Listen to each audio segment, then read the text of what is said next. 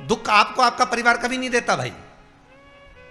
ना आपकी माता आपको दुख देगी, ना आपके पिता आपको दुख देंगे, ना आपका भाई आपको दुख देगा, ना आपकी धर्म पत्नी आपको दुख देगी, ना पति दुख देगा, ना बच्चे दुख देंगे, ना कुटुंब दुख देगा, ना बहू दुख देगी, ना पोता पोती दुख देंगे। आप में से कितने लोग हैं जो टीवी पर कथा सुन रहे हैं और उनका परिवार उनको दुख दे रहा है? कितने लोग हैं ऐसे? कभी विचार करना एकांत में बैठकर कि आपको ना आपकी पत्नी दुख दे रही है, ना आपको आपका पति दुख दे रहा है, ना आप अपने पति को तलाक दे रहे हो, ना आप अपनी पत्नी को तलाक दे रहे हो, ना आपका बेटा आपको दुख दे रहा है, ना आपकी बहू आपको दुख दे रही है, ना आपका कुटुंब के लोग, परिवार के लोग, भाई आपको दुख दे रहा है। ये कहीं नहीं हो सकता। भाई भी आपको दुख नहीं दे रहा, ना आपके परिवार वाले, ना नातेदार, ना रिश्तेदार, ना मित्र, ना सखा, ना दोस्त, कोई आपको दुख नहीं देता। ये शिव महापुराण की कथा कहती है हमको लगता है कि हमारे परिवार वाले दुख दे रहे हैं, हमको लगता है हमारी बहू हमें दुख दे रही है, हमें लगता है हमारी सास हमें दुख दे रही है, हमें लगता है हमारा पति हमको दुख दे रहा है, हमें लगता है हमारे कुटुंब वाले हमको दुख दे रहे हैं। पर शिव महापुराण की विद्येश्वर संहिता कहती है ये कोई आपको दुख नहीं देते, दुख आपका पूर्व का कर्म आपको देता है। ये जितने भी मिले हैं ना आपको, रिश्तेदार, नातेदार, कुटुंब, भाई, बंधु, सखा, पत्नी, पति, पोता, पोती, ये जितने लुटेरे मिले हैं, ये जितने अपशब्द कहने वाले मिले हैं, ये जितना ताने देने वाले मिले हैं, ये जितना गाली देने वाले मिले हैं, ये जितना उंगली उठाने वाले मिले हैं, ये कोई दूसरे नहीं, तुम्हारे पूर्व कर्म के कोई ना कोई पुराने ही होंगे जो तुम्हारे साथ जुड़कर तुम्हारे टांग खींचने के लिए सामने खड़े हुए हैं। ये कोई तुम्हारे होंगे।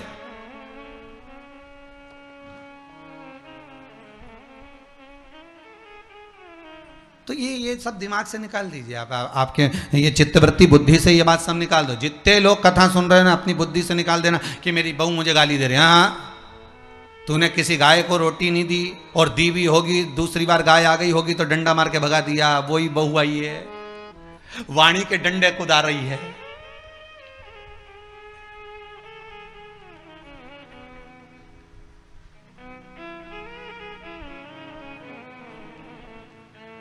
कोई बेटा अगर नहीं सेवा कर रहा, कोई बेटा नहीं पूछ रहा, समझ लेना पूर्व में हमारे बुजुर्ग, कोई दादाजी होगा, कोई दादी जी होगी, कोई ससुर जी होगा, कोई जेठ जी होगा, हो सकता है किसी की हमने सेवा नहीं करी हो और वही बेटा बनकर आया, आज हमारी सेवा नहीं कर रहा।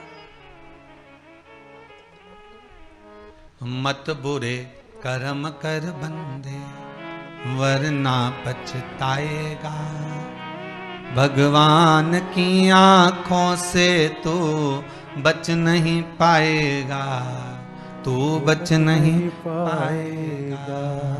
अरे ओ अज्ञानी मत करना दानी।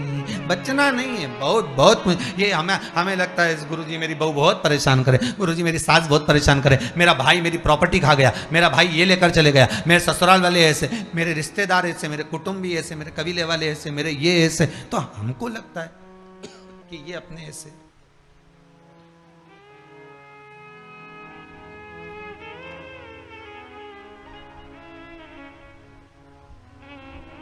हमको लग रहा है कि ये हमारे ऐसे हैं, हमारे को लूट रहे हैं, हमको ऐसा परेशान कर रहे हैं, हमको ऐसा कर रहे हैं, पर नहीं भाई।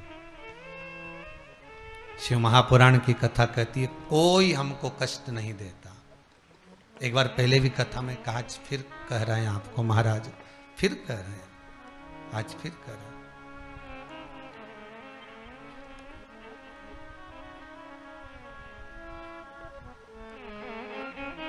आपको फिर निवेदन कर रहे हैं, बीमार हुए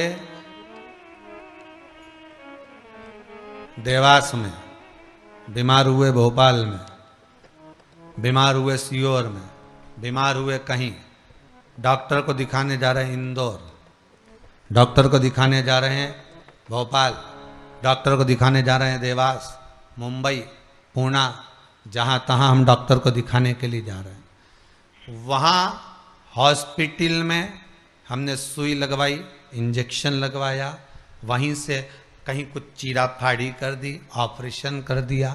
जरा विचार करना कभी एकांत में बैठ कर कि रहते यहाँ थे, दवाई लेने पहुँचे वहाँ, इंजेक्शन वहाँ लगवाया, बताओ ऑपरेशन वहाँ करवाया।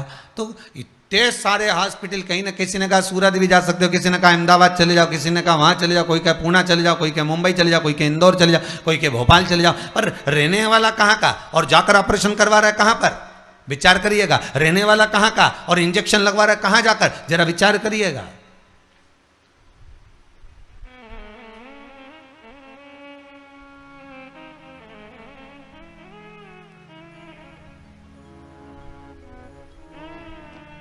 और कितने डॉक्टर, ऑपरेशन करने वाला कोई विशेष, कितनी डॉक्टर सिस्टर, इंजेक्शन लगाने वाली कोई विशेष वहां बैठी है, उसको तुम नहीं पहचानते, वो आपको नहीं पहचानते। अभी अभी कोरोना का टीका लगवाया होगा, वैक्सीन लगवाई होगी, इंजेक्शन लगवाया होगा, कोरोना महामारी का लगवाया सबने। अब लगवाया तो उसमें आपके मन में विचार तो आएगा, ना तो हम इस सिस्टर को पहचानते, ना हम इस डॉक्टर को पहचानते, गए और सुई लगवा के आ गए, पर उसने हमको कष्ट तो दिया, भले वो थोड़ा सा चुभाया पर कष्ट तो मिला। पर विचार करा कि ये क्यों मिली, कारण क्या था, इसी ने क्यों चुभाया? हो सकता है पूर्व में तुमने भी इसको कोई कष्ट दिया होगा, हिसाब बराबर करने के लिए यहां लाके छोड़ दिया। वो दुनिया के लोगों ने कहा है ना कि ये कोरोना महामारी को उपजने वाला, वो चीन के ऊपर लोगों ने कहा कि उन्होंने इस कोरोना महामारी को प्रकट कर, अब उनने तो कर दिया, उनने तो संसार में विनाश का कारण बना दिया, पर फिर प्रकृति ने क्या करा? आज की स्थिति में प्रकृति क्या कर रही है? फिर वो भी अंदाजा लगाओ। कहीं मालूम पड़े मिट्टी हवा में उड़ रही है, ऐसी उड़ रही है गीली कि सब गाड़ी ने बंगला सबके धो दिया उसने। फिर बचा कुचा था, पानी की बाढ़ आ गई। अगर हम दूसरे को कष्ट दे रहे हैं, हम दूसरे पर उंगली उठा रहे हैं, हमने एक उंगली अगर किसी पर उठा दी, हमने उंगली उठाकर कह दिया वो ऐसा है, उसने ऐसा करा, उसने वैसा करा, हमने एक उंगली उठा दी, भले तुम विद्वान हो, भले तुम्हारे में विद्वत्ता है, पर हम किसी पर अगर एक उंगली उठा रहे हैं तो ये 3 उंगलियां हमारे भीतर जा रही है कि अपने अंदर झांक कर देखो कि आप कैसे हो, अपने भीतर झांक कर देखिए कि आप में क्या तत्वता है। जो हम दूसरे में कुछ खोट देख रहे हैं तो हम में कितना खोट भरा होगा, हम में कितना कपट भरा होगा, तभी तो सामने वाला कपटी नजर आ रहा है। जैसा चश्मा लगाओगे सामने वाला व्यक्ति वैसा ही तो दिखेगा। लाल कलर का लगाओगे तो लाल दिखेगा, काला लगाओगे तो काला दिखेगा, पीला लगाओगे तो पीला दिखेगा। नेत्रों में जो काम, अगर अहंकार है तो अहंकारी दिखेगा, लोभ है तो लोभी दिखेगा, वासनावान है तो वासनावान दिखेगा, तृष्णावान है तृष्णावान दिखेगा, चोर है चोर दिखेगा, कपटी है कपटी दिखेगा, बेईमान है बेईमान दिखेगा, अज्ञानी है अज्ञानी दिखेगा। आपकी दृष्टि जैसी होगी सामने वाली की सृष्टि वैसी ही नजर आएगी, सामने वाला व्यक्ति आपको वैसा ही दिखेगा। आपका चित्त अच्छा है, आपका मन अच्छा है, आपके दिल अच्छा है, आपके भाव अच्छे हैं, सामने वाला भी वैसा ही नजर आएगा। भगवान कृष्ण ने भेजा था दुर्योधन को अच्छा ढूंढने के लिए, एक अच्छा नहीं मिला। युधिष्ठिर को भेजा था पूरी पृथ्वी पर से कोई बुरा व्यक्ति ढूंढ कर लाओ, युधिष्ठिर को बुरा नहीं मिला, क्योंकि उसकी युधिष्ठिर की बुद्धि में, चित्त में ये भरा था, उनकी वृत्ति में ये भरा हुआ था कि बुरा कोई है ही नहीं, संसार में कुछ ना कुछ अच्छाई दिखी जाएगी। बुरा जो देखन में चला बुरा न मिलिया कोई। हम देख रहे हैं, हम चित्तवृत्ति से, हम विचार।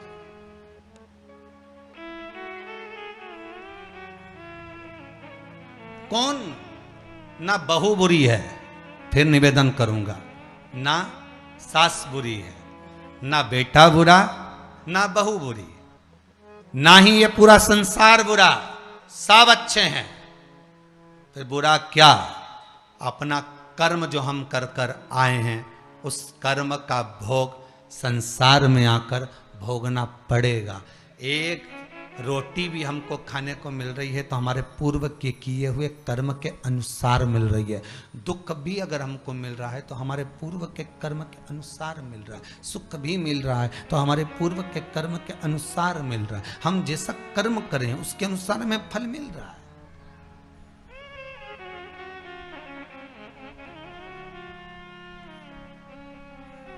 इसलिए बारंबार कहा था कि मान मेरा कहना नहीं तो पछताएगा, माटी का खिलौना माटी में मिल जाएगा। हेट बूट सूट सब यहीं रह जाएगा, और माटी का खिलौना माटी में मिल जाएगा। ये हेड रह गया, ये बूट रह गया, ये सूट रह गया, सब पड़ा की पड़ा रह गया, सब धरा की धरा रह गया। इसका मूल तत्व क्या है? इसकी महत्वता क्या है?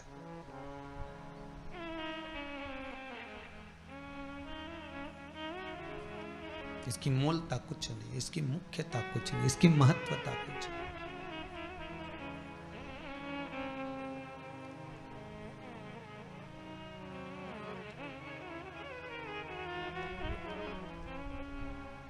किले भोले का नाम, भगवान शिव का मंत्र, नाम स्मरण जप कीर्तन सुख दे।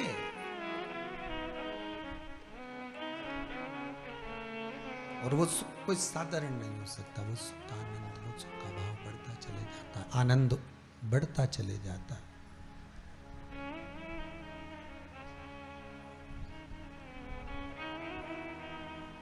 ले भोले का नाम काहे यूं भटके,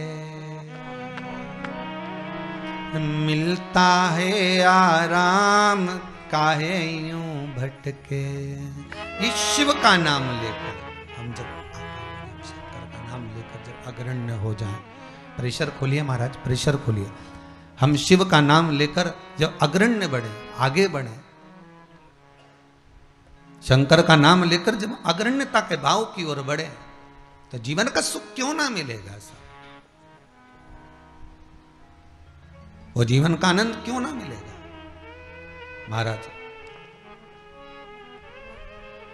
शिव पुराण कह रहे कोई बुरा नहीं संसार में।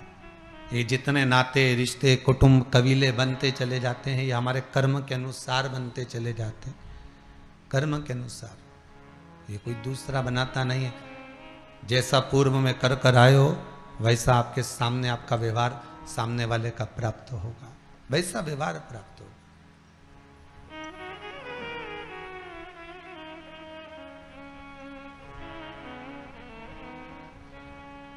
शिव पुराण कह रही है, शंकर की कथा कर रही है, शंकर का अनुमोदन कर रहा है महाराज। अच्छी संगत में बैठोगे,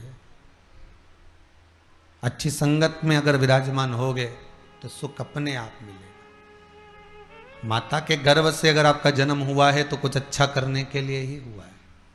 अगर आप बैठकर आस्था चैनल के सामने शिव महापुराण की कथा सुन रहे हो तो अपने आप को गौरवान्वित महसूस करना।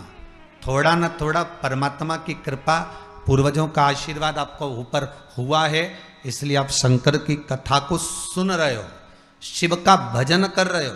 श्रावण के महीने में आज शिवरात्रि के दिन शंकर का अनुमोदन कर रहे हो।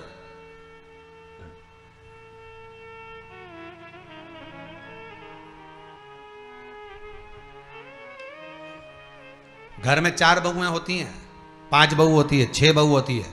सास 6 बहू को बोलती है कि जाओ पानी लेकर आओ, अरे बोलो जम के जरा, नहीं बोलती ना। सास किसी एक का नाम लेगी, ए बेटा, ए लाली, एक बहू का नाम लेगी और उसको पुकारेगी और पुकार कर कहेगी जरा मेरे लिए 1 गिलास पानी ला दे बेटा। बहू जाएगी, पानी ला कर देगी।